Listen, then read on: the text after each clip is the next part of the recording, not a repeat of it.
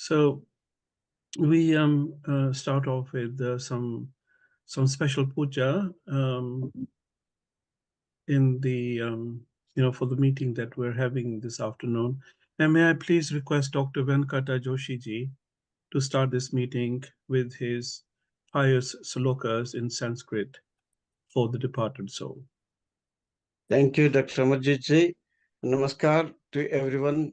Our heartfelt condolences to Dr. Jeffrey Clements and the Lord's sayings in this holy book, Garuda Purana, narrated by Suta Maharshi in Naimisharanya, chapter 220, as described or written by Vedavyasa.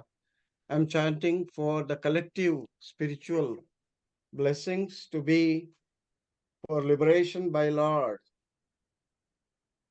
मुक्तिहेतुमनाद्यन्तम् अजमव्यम् अक्षयम् यो न मे सर्वलोकस्य नमस्यो जायते नरः विष्णुमानन्दमद्वैतं विज्ञानं सर्वगं प्रभुं प्रणमामि सदा भक्त्या चेतसा हृदयालयम् यो अन्तस्तिष्ठन्न शेषस्य यशस्तीशः शुभाशुभम् तं सर्वसाक्षिणं विष्णुं नमस्ये परमेश्वरम् शक्तौ नापि नमस्कारः प्रयुक्तश्चक्रपाणये संसारतृणवर्गाणामुद्वेजनकरो हि सः कृष्णे स्फुरज्जलधरोदरचारु कृष्णे लोकाधिकारपुरुषे